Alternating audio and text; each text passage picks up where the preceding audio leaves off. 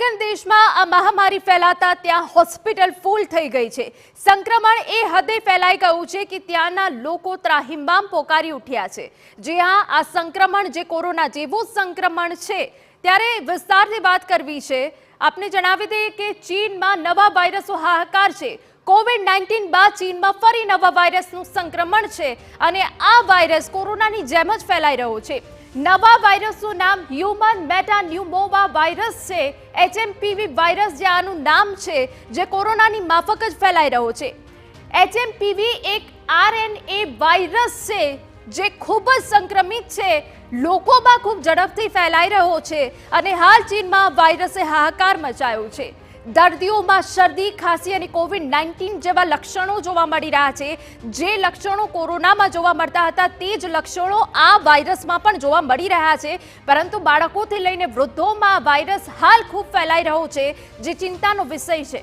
Asthma સહિત શ્વાસની બીમારીવાળા દર્દીઓને ચેપનું વધુ જોખમ છે। જી હા, ચીનમાં પણ આ વાયરસ એવા દર્દીઓમાં સૌથી વધારે ફેલાયો છે। ઉધરસ, તાવ, નાક બંધ થવું, ગળામાં બળતરા સહિતની તકલીફો આ વાયરસના કારણે થાય છે। આ જે લક્ષણો છે કોરોનામાં પણ જોવા મળ્યા હતા। કોરોનાની જેમ જ આ વાયરસ ખૂબ ઝડપથી ફેલાઈ રહ્યો છે।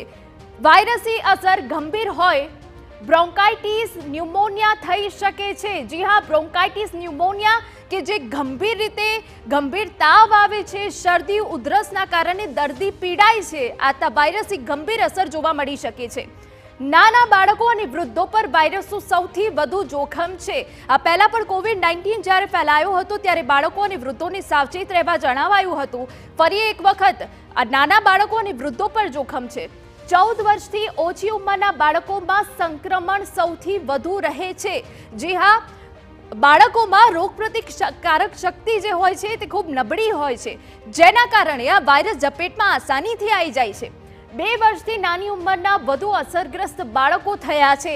ડ્રેગન દેશમાં જે વાયરસ જોવા મળી રહ્યો છે તેની સૌથી વધારે અસર જે થઈ છે એ બાળકોમાં થઈ છે। HMPV વાયરસના લક્ષણો કોરોના જેવા જ છે।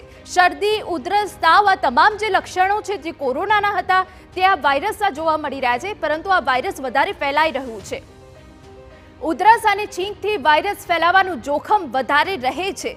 જી હા, જ્યારે પણ ત્યાં પણ કેટલીક એડવાઇઝરી જાહેર કરી દેવામાં આવી છે ચીનમાં આ સંક્રમણને ધ્યાનમાં રાખીને। વર્ષ 2001માં પહેલીવાર ઓળખવામાં આવ્યો HMPV વાયરસ। 2001માં પણ આ પ્રકારનો વાયરસ જોવા મળી ગયો છે અને ત્યારે પણ લોકોમાં આ પ્રકારના લક્ષણો જોવા મળ્યા હતા, પરંતુ હવે આ મહામારીએ કે જ્યાં ચીનનું જીવવું હરામ કરી દીધું છે, આ સંક્રમણ ખૂબ હદે ફેલાયું છે। શિયાળામાં વાયરસના ફેલાવાનું જોખમ સૌથી વધુ રહે છે।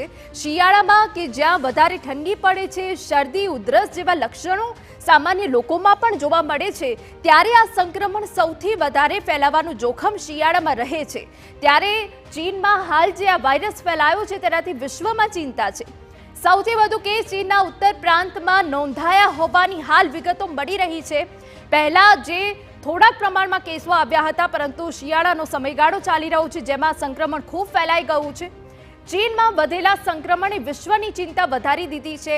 ના કે વિશ્વની, પરંતુ હવે ભારતની ચિંતા વધી છે, કારણ કે ભારતમાં એક કેસ હવે તેનો નોંધાયો છે, પરંતુ જ્યાં બીજી તરફ કેન્દ્રીય મંત્રાલય લોકોને ગભરાવવાની ન હોવાની પણ વાત કહી છે।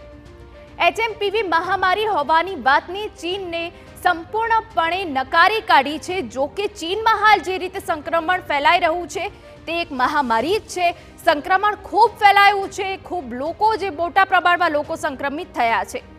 દર વર્ષે શિયાળામાં વધે છે આ પ્રકારના કેસ। ચીનનું હાલ આ નિવેદન સામે આવ્યું છે। જો કે જે રીતે હોસ્પિટલ ઉભરાઈ રહી છે તે બાદ ચીન તો એ વાત નકારી રહ્યું છે આ કોઈ મહામારી નથી, પરંતુ શિયાળામાં આવી રીતે ફ્લૂના કેસ વધી જાય છે તેવું ચીનનું હાલ તો નિવેદન સામે આવ્યું છે। પરંતુ ભારત માટે પણ અહીંયા ચિંતાનો વિષય છે, કેમ કે ભારતમાં પણ આ વાયરસનો કેસ હવે એક નોંધાઈ ગયો છે। આ સંક્રમણ વધુ ન વધે તે માટે ભારત સરકાર દ્વારા પણ તમામ તકેદારી રાખવામાં આવી રહી છે।